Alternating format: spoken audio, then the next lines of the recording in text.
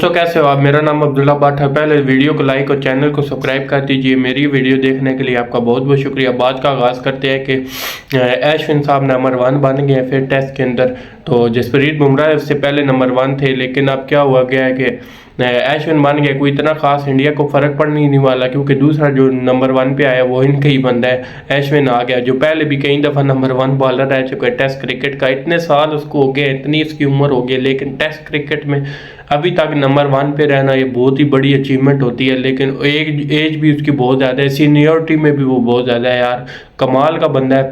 ठीक है, तो यही होता है जब आप टेस्ट क्रिकेट को प्रायोरिटी देते हो ना, तो आप लोग इसी तरह ही होता है, एक नंबर 1 से हटता है तो दूसरा नंबर 1 पे बढ़ जाए। क्योंकि इंडिया का शौक है टेस्ट क्रिकेट खेलने का, हमें शौक कोई नहीं है टेस्ट क्रिकेट खेलने का। हमारा हाल देख लो क्या है, हम टोटल लीगों के पीछे भागे हुए होते हैं। कोई दुनिया में कोई लीग हो रही होगी, बस हमें वही दिलचस्पी रहेगी कि वहाँ जाके खेले, पैसा कमाएं, ये वो। तब ये हमारी टेस्ट क्रिकेट का बेड़ा गर्क हुआ हुआ है। T20 में जो फिर हम गुजारे लाएगा, वो भी गुजारे लाएगी। टेस्ट क्रिकेट में तो हम मुक्का फारक है आज तक। हम ख्वाब भी सिर्फ देखेंगे WTC का फाइनल खेलने का। इस बार भी इंडिया और ऑस्ट्रेलिया का ही सिनेरियो नज़र आ रहा है कि वो दोनों ही दोबारा खेलेंगे फाइनल।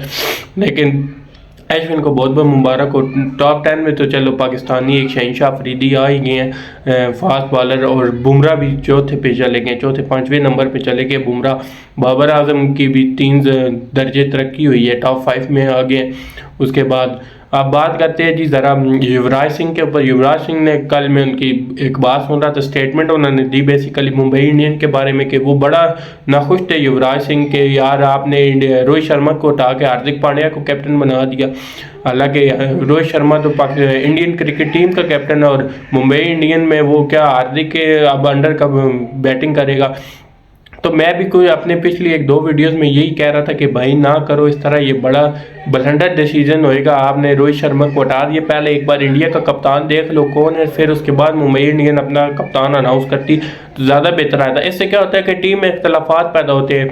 अब हार्दिक पांड्या अपनी मनमानी करेंगे मुंबई इंडियन में, वो उससे गुस्सा करके फिर शायद रोहित शर्मा इंटरनेशनल क्रिकेट में हार्दिक पांड्या से अपनी मनमानी करवाएंगे। तो ये इख्तलाफात पैदा होते हैं, इससे टीम में ड्रेसिंग रूम का जो माहौल होता है वो ख़राब होता है। तो ये युवराज सिंह ने कहा कि बहुत ही गलत किया मुंबई इंडियन ने कि रोहित शर्मा को हटा के उन्होंने अर्ली ऑन ही अब हार्दिक पांड्या को अपना कप्तान मुकर्रर कर दिया। अगर रोहित शर्मा की इस वर्ल्ड कप में परफॉर्मेंस अच्छी रहती है, यानी कि फिर भी अगले टूर्नामेंटों में भी वही कप्तान होंगे ना इंडिया की तरफ से, तो अपनी किसी लीग की में कप्तान ना होना ये एक बड़ी दुख की बात होती है। इंटरनेशनल की टीम का जो कैप्टन होता है वो अपनी इंडिया लीग की किसी भी फ्रेंचाइज का कैप्टन ना हो। मुझे तो फिर ये शक है कि अगली बार क्या पता रोहित शर्मा मुंबई इंडियन ही छोड़ दे, वो किसी और में एज अ कैप्टन चला जाए।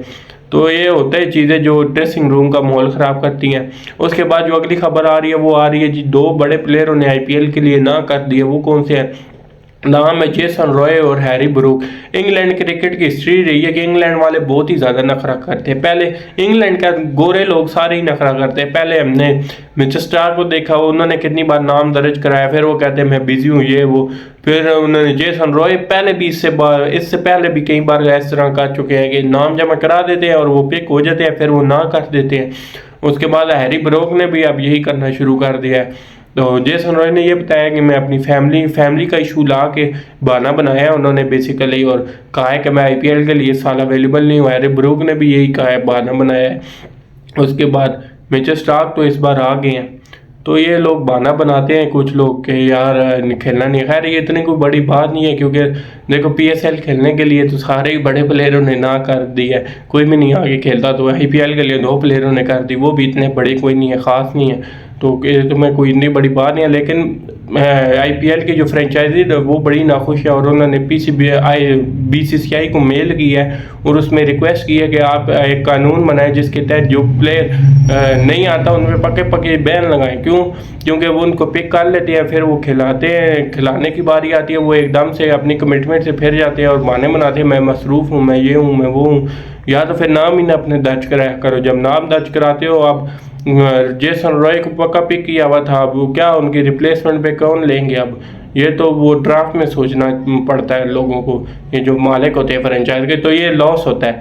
तो अब होप्स ऑफ BCCI भी एक कानून बनाएगा कि जो लोग इस तरह करते हैं कि अपना नाम दर्ज कराते हैं और वो पिक हो जाते हैं फिर वो ना कर देते हैं, तो उनके खिलाफ एक्शन लेगा BCCI और दोबारा उनको ना खेलने पाबंदी लगा देगा IPL की। तो ये बहुत ही अच्छा रहेगा। लोग फिर इससे या तो अपना नाम भी नहीं दर्ज कराएंगे, जब नाम दर्ज कराएंगे तो फिर पूरा खेलेंगे।